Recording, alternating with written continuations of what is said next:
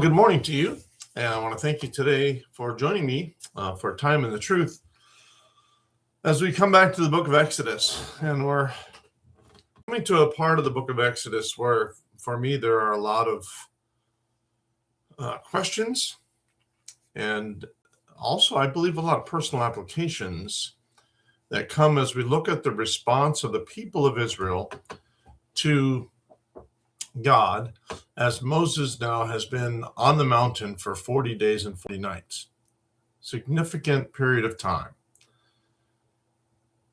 How do the people respond? Well, we're going to find that out as we begin to look at Exodus chapter 32 and verse 1. There's a lot to unpack here, so we're only going to look at one verse today just to get ourselves into this examination, because there's a lot to consider when we look at the people. We look at the setting and the circumstances, and then we look at the demand that's made from the people to Aaron. And so at verse 1, Exodus 32, it says, "When the people saw that Moses delayed to come down from the mountain, the people gathered themselves together to Aaron and said to him, 'Up, make us gods who shall go before us. As for this Moses, the man who brought us up out of the land of Egypt, we do not know what has become of him.'" I just had another thought. It's amazing to me how my questions come.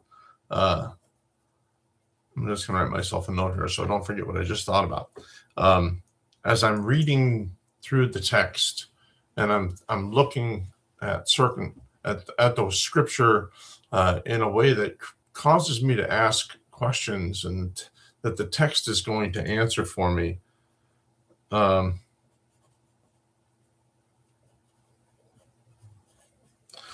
Which is a lot to unpack in this setting. So as we look at this, where Moses has been on the mountain 40 days and 40 nights, the people have been separated from the leadership of Moses for that time. Aaron has come back and has been with them through it all. But Moses and Joshua are not there. And the time as it wanes and goes on challenges the minds of the people. But let's look at the setting. So they're still at the base of Mount Sinai. In Exodus chapter 19, verses 11 and 18, both refer to the fact that the presence of God has manifested itself on the mountain in the form of a cloud of smoke that is covering Mount Sinai. There's no indication that has changed in any way, shape, or form. Scripture doesn't say it does. And the fact that God is on the mountain with Moses, giving him the law, is a clear indication to me that those circumstances have not changed. The people are still at the base of the mountain. Moses is with God on the mountain, and the presence of God is, in my mind, has to still be manifested on the mountain. The people have to know that the presence of God is there. They witnessed it when God first came and he spoke to them and he gave them verbally the 10 commandments as they were waiting at the base of the mountain. And they agree as a people to obey God. And then Moses goes up on the mountain to get the law from God written. And so they've been waiting now for 40 days and 40 nights. And Moses hasn't returned. But the evidence of God's presence is still before them at this moment in their life. And yet they still lose sight of that fact that God is still present with them. And so their minds go back to their past. Now they're going to allow their minds to drift back to their time in Egypt, where they watched the Egyptians practice this form of idolatry for 400 years. And their minds drift back to that time.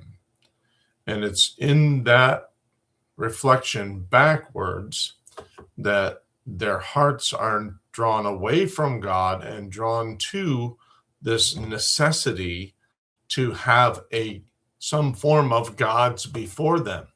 And so they come to Aaron with a very specific demand.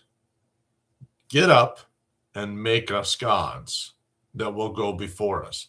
So here's the God of Israel still on the mountain, and he is making his presence evident in the cloud. Yet the people are so distracted by their own ideas and thoughts that they are drawn away from the truth and drawn to what now is a false practice of religion, worshiping an idol. And so you get up and you make us gods that'll go before us. And then the reason why they say that is that's what just hit me a second ago. Because this is what they say: the man who brought us up out of the land of Egypt. Well, wait a minute. Hold on. Who brought them out of the land of Egypt? It wasn't Moses. Moses was simply the human leader, but God is the one who brought the 10 plagues against the people of Egypt, causing them to be freed from their slavery. God did that, not Moses. God did. God led them with the pillar of cloud and pillar of fire through the wilderness to the Red Sea. And there God protected them and he delivered them as he parted the Red Sea and stood behind them between the people of Israel and Pharaoh and his army until the people of Israel had crossed the Red Sea. And then God released the Egyptian army, which he then swallowed up in the sea. God delivered them. But we don't see that here, do we? We don't hear the people say, he make us gods because this man who brought us up, we don't know what's become of him.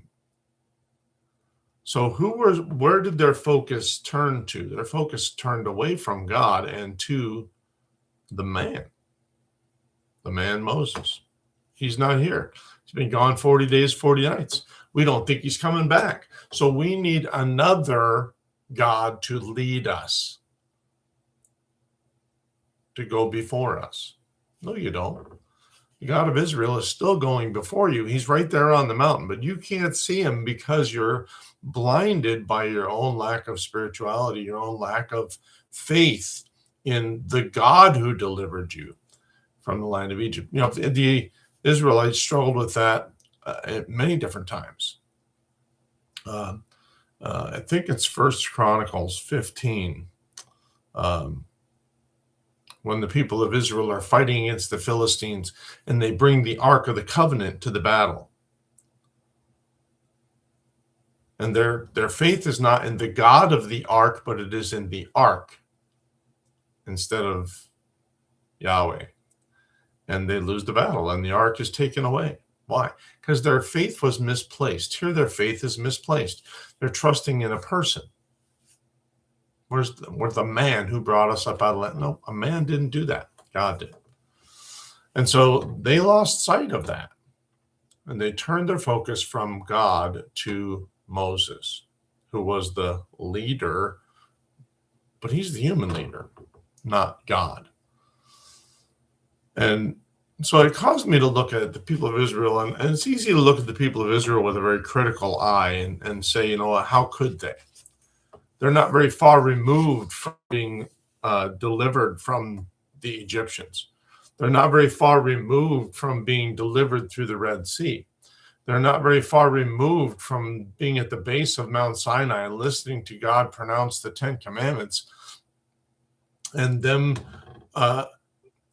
with their own voice in unity saying, yes, we will obey. They're not far from that. Yet here we are 40 days later, and all of that has been put aside.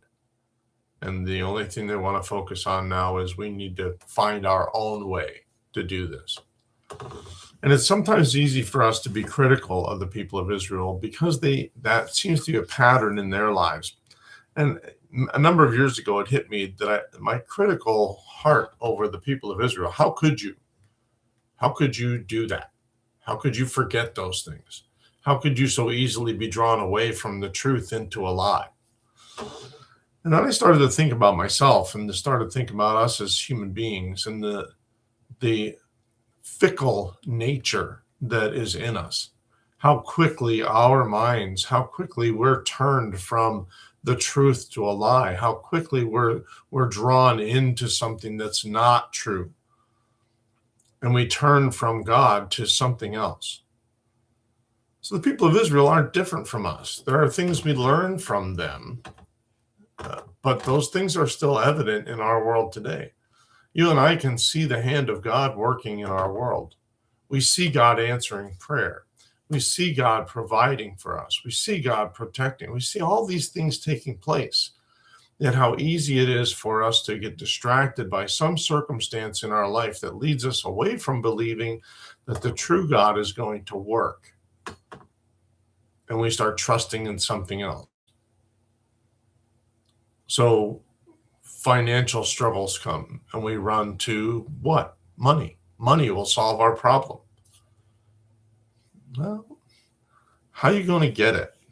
I mean, you can go put yourself in debt. There's lots of choices that we make like that, where we don't consider God first and what God can do. We just consider our own actions.